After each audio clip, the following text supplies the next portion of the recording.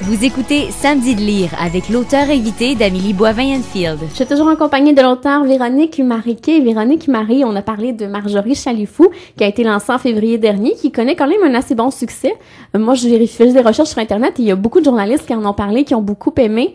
Et j'aimerais te demander, en tant qu'auteur franco-ontarien, est-ce que c'est dur, justement, de percer le marché francophone? Ben, je pense qu'en tant qu'auteur, point, c'est difficile tout le temps. Parce qu'on ne sait pas, t'écris, mais qui va vouloir ça? Qui veut lire ça? Est-ce que j'ai le bon style d'écriture? Est-ce que c'est à la mode? Est-ce que ça doit être à la mode? Est-ce que... Il y a tout un questionnement, puis à vrai dire, je sais même pas si c'est utile, ce questionnement-là. Parce que on peut pas savoir. Moi, j'ai aucune façon de savoir si ce que je suis en train d'écrire est correct, si c'est valable. Puis même d'ailleurs, après le premier roman, je me suis dit, bon, ben tant pis, j'aime écrire, c'est comme ça. Je vais continuer, même si j'ai un imaginaire qui cadre avec rien, que personne ne va jamais apprécier, puis que en quelque part, je suis née comme ça. J'ai l'imaginaire que j'ai. Donc, tant pis, je continue. Mais oui, on peut pas savoir. Mais tu sens pas une pression davantage parce que la communauté francophone est un peu plus petite en Ontario qu'elle l'est ici au Québec, en fait, là? Ben, d'une certaine façon, je vois pas la différence parce que tu publies un truc puis tu essaies de voir comment ça va marcher, puis si ça marche, c'est bien. Si ça marche rien qu'en Ontario, ça va. Si ça marche ailleurs, tant mieux. Tu sais, c'est pas... je suis franco-ontarienne, mais je sais pas comment répondre à cette question. Ah non? Non. Non, parce que je sais qu'il y a des auteurs qui sont justement francophones en dehors du Québec, qui trouvent difficile justement d'arriver à trouver des lecteurs qui vont les lire, mais dans le cas de ta maison d'édition, elle commence à avoir une belle visibilité ici au Québec, alors on commence davantage à découvrir des auteurs franco-ontariens. Là. Oui, puis j'ai eu beaucoup de critiques, comme tu le disais, là, sur Marjorie Chalifou, fait que ça c'est excellent, mais est-ce que ça aurait été différent, mettons, si j'avais habité Montréal? Un livre, c'est un livre. Est-ce que le lieu géographique change grand-chose? Je sais pas. C'est une bonne question. Ouais. Et le choix de la maison d'édition?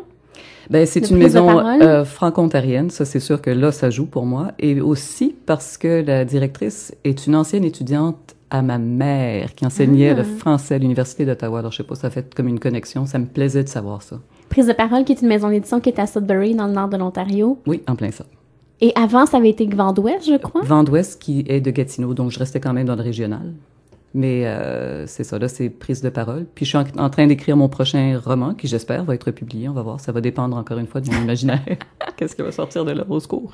Mais le choix de l'éditrice, c'est important d'avoir un bon lien avec son éditrice? C'est important parce que je pense que c'est important de se sentir appuyé, valorisé, puis de savoir qu'on fait partie d'un tout, qu'on fait partie ou bien d'un ensemble, un groupe de gens oui, c'est important, le choix d'une éditrice. Et est-ce que tu trouves ça difficile, justement, le travail après la première écriture, le premier jet, le travail avec l'éditrice, de travailler le texte?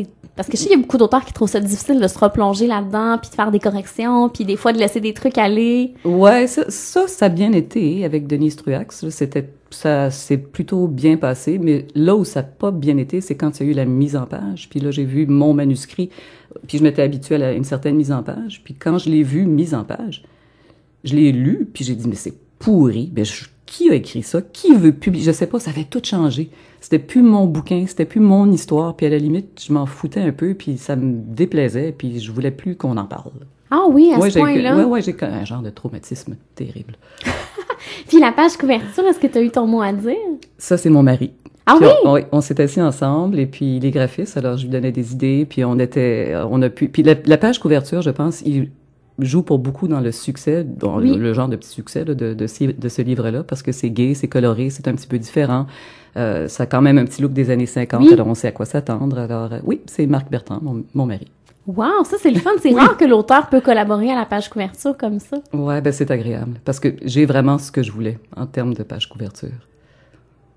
C'est vraiment super. Non, parce que c'est rare que l'auteur peut choisir, ou des fois les auteurs sont un peu déçus. Ah ben tu vois, c'est qu'il fallait choisir la bonne maison d'édition. Et voilà, prise de parole. Et là, tu es en train d'écrire un prochain roman? Oui, et puis sans trop aller dans les détails, en fait, je veux pas du tout aller dans les détails parce que j'ai peur de le jinxer. Tu sais, si je commence à en parler, là, que ça va, je sais pas, une fois que c'est à l'extérieur de ma tête, c'est comme si c'était plus bon, il pouvait y arriver toutes sortes d'affaires terribles. Fait que je préfère tout garder dans ma tête. Mais l'histoire, certainement, tourne autour d'une femme forte, du destin d'une femme forte. Est-ce que ça sera encore dans les années 50? Non, ça se passe de nos jours. Contemporain, OK. Contemporain, oui, c'est ça. oui. Puis, Wow. oui, c'est ça. Puis on devrait pouvoir lire ça quand? Ben, j'espère l'année prochaine. Parce que j'écris quand même assez vite. Les samedis matins, je me réveille à 5h30, 6h pour pouvoir, au moins avant que les enfants soient levés, là, pouvoir écrire un petit peu, dimanche aussi. Oui, l'année prochaine, si tout se passe comme prévu. Puis à peu près la même quantité de pages, à peu près? À peu près, oui. Oui. Oui. Et les enfants, comment ils trouvent ça d'avoir une maman qui écrit? Pas... Comme toutes les mamans, leur maman est leur maman. Alors, je sais pas, ils ont pas vraiment de regard ou de... Non. Ils ont quel âge? Ils sont jeunes encore, ils ont 13 et 10 ans. OK. Oui. Alors, ben, ils me voient à l'ordinateur. Peut-être que ça les écœure un peu, parce que si j'écrivais pas, peut-être que je passerais plus de temps avec eux. Mais autrement, je vois pas... Quand ça s'est sorti, ils ont dit « Ah, cool, OK, puis c'est ça. » Mais ils l'ont pas lu. Ben non, mon Dieu, il y a tous les passages de sexe, puis de trucs... Non, c'est épouvantable. Puis j'ai dit d'ailleurs, eux, ils disent beaucoup le mot, je sais pas si c'est arrivé ici au Québec, inapproprié. Alors, inapproprié, ça veut dire tout ce qui est sexuel. T'as pas le droit de parler, surtout quand t'es jeune. C'est inapproprié. En fait, le mot est inapproprié parce que c'est un mot qui est tiré de l'anglais. C'est un calque de l'anglais, donc... mais c'est pas grave. Et donc, je leur ai dit, tu peux pas lire ce livre-là jamais. Tu peux pas, jamais. Tu peux même pas comme feuilleter parce que c'est un livre inapproprié. OK, mais est-ce que la maman, quand elle écrit, elle pense à ça qu'un jour ses enfants vont lire ça? Non, faut surtout pas que je me mette à... Ah non? Non! Non, c'est séparé. Oui. Ça mettrait une pression... Oui, parce que je veux pas écrire pour eux. J'écris pour mes personnages. Puis si j'ai tout d'un coup un public dans la tête, puis c'est mes enfants, ben j'aurais jamais pu écrire ça. Alors, rappelle le titre, c'est Marjorie Chalifou. Si tu me permets, Véronique, on s'arrête. Et au retour, on parle de ton coup de cœur littéraire. D'accord.